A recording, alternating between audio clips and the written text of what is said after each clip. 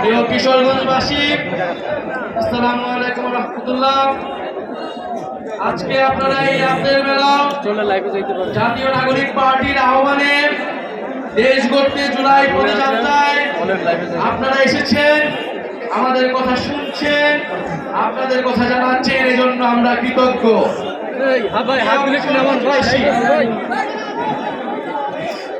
এই সংগ্রামের ছবি হচ্ছে কিশোরগঞ্জ। এই কিশোরগঞ্জে আমরা জানি 17 জনেরও বেশি শহীদ রয়েছে, যারা জুলাই গণ অভ্যুত্থানে ফ্যাসিস্ট সরকারের বিরুদ্ধে লড়াই করেছিলেন এই কিশোরগঞ্জের মাটিতে, এবং এই কিশোরগঞ্জের অনেক সন্তানেরা ঢাকায় লড়াই করেছিলেন। আমরা জানি কিশোরগঞ্জের স্কুল, কলেজ এবং মাদ্রাসার ছাত্ররা ঐক্যবদ্ধভাবে এই হটস্পট থেকে ফ্যাসিস্ট শক্তির বিরুদ্ধে লড়াই করেছিলেন। আমরা সেই লড়াইকে ধারণ করে জাতীয় নাগরিক পার্টি দেশব্যাপী নতুন দেশ গড়ার আহ্বান নিয়ে রাজপথে আবারও নেমেছি। আমাদেরকে রাজপথে নামতে হয়েছে যখন আমরা দেখেছি গণ অভ্যুত্থানের 1 বছর পরেও মানুষের অধিকার আদায় হয়নি। আমরা যখন দেখতে পাচ্ছি গণ অভ্যুত্থানের 1 বছর পরেও সমাজে চাঁদাবাজ এবং সন্ত্রাসের অভয়ারণ্য তৈরি হয়েছে।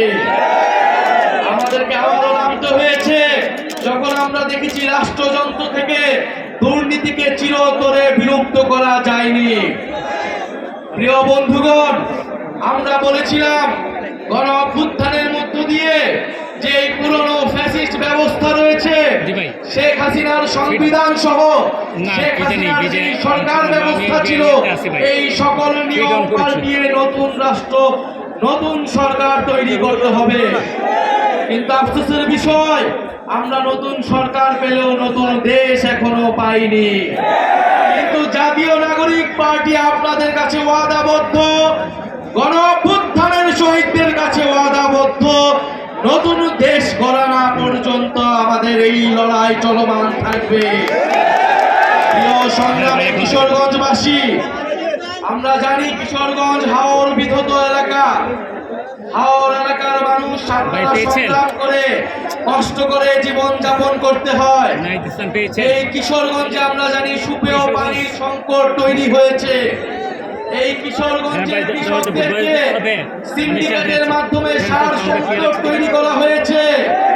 অনেক কৃষকরা তাদের কৃষিকাজ ঠিক মতো করতে পারছে না, তাদের ফসলের ন্যায্য মূল্য পাচ্ছে না। সেই হাওর এলাকা থেকে একটা শিশু বিদ্যালয়ে যেতে পারে না, চিকিৎসার জন্য সুব্যবস্থা পায় না। প্রিয় সংগ্রামী কিশোরগঞ্জবাসী, আমরা তো এমন বাংলাদেশ চেয়েছিলাম যেখানে প্রত্যেকটা মানুষের কাছে নাগরিক সুবিধা পৌঁছাবে, প্রত্যেকটা মানুষ নাগরিকের মর্যাদা পাবে।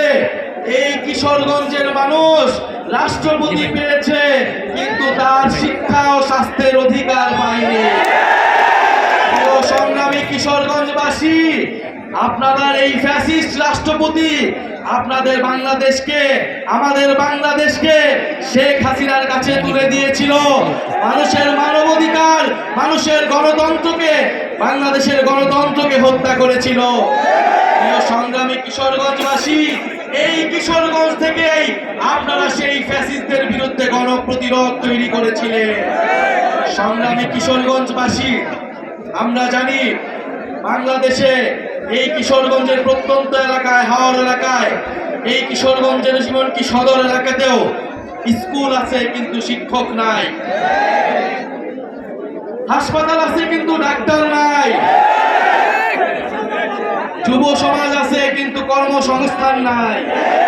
প্রিয় সংগ্রামী কিশোরগঞ্জবাসী, অনেক বাজেট আছে কিন্তু রাস্তা নাই, রাষ্ট্রপতি আছে কিন্তু মানুষের উন্নয়ন নাই। আমরা এই কিশোরগঞ্জের চেহারা পাল্টায় দিতে চাই। আমরা সেই কিশোরগঞ্জ চাই যেখানে হাওর এলাকার একটা ছোট শিশু বিদ্যালয়ে যেতে পারবে, যেখানে হাওর এলাকার একটা মানুষ স্বাস্থ্যের সুযোগ সুবিধা পাবে, যেখানে কিশোরগঞ্জের যুব সমাজ কর্মসংস্থান পাবে, যেখানে কিশোরগঞ্জের মানুষ যাতায়াত ব্যবস্থার সুব্যবস্থা পাবে। প্রিয় সংগ্রামী কিশোরগঞ্জবাসী, আপনারা জানেন বাংলাদেশে গণ অভ্যুত্থান হয়েছিল তরুণদের নেতৃত্বে। এই তরুণদের উপর আস্থা রেখে বাংলাদেশের মানুষ নেমে এসেছিল। আমরা আবারও বলছি, এই তরুণদের উপর আস্থা রেখে আপনারা জাতীয় নাগরিক পার্টিতে যোগদান করুন। জাতীয় নাগরিক পার্টি আপনাদেরকে নতুন বাংলাদেশ উপহার দিবে। জাতীয় নাগরিক পার্টি বাংলাদেশের 54 বছরের যেই দুর্নীতি পরায়ণ রাষ্ট্র ব্যবস্থা, যেই মাফিয়াতান্ত্রিক, যেই লুটেরা রাষ্ট্র ব্যবস্থা, সেই রাষ্ট্রের পরিবর্তন ঘটাবে। প্রিয় সংগ্রামী কিশোরগঞ্জবাসী, আমরা বলেছি তরুণরা রাষ্ট্রের চালিকা শক্তি, দেশের চালিকা শক্তি। এই তরুণদেরকে যদি এই গণ অভ্যুত্থানের পরে আমরা যদি তরুণদেরকে কাজে লাগাতে না পারি, এই তারুণ্যের শক্তিকে যদি দেশ গঠনে কাজে লাগানো না যায়, বাংলাদেশকে আর কখনোই গড়ে তোলা সম্ভব হবে না। ফলে আমরা তারুণ্যের সেই শক্তিতে বিশ্বাসী, আমরা কিশোরগঞ্জের শক্তিতে বিশ্বাসী। আমরা বিশ্বাস করি কিশোরগঞ্জের মাটি এনসিপির শক্তিশালী ঘাঁটিতে পরিণত হবে। প্রিয় সংগ্রামী কিশোরগঞ্জবাসী, সংস্কার, বিচার এবং নতুন সংবিধানের দাবিতে আমরা রাজপথে নেমেছি।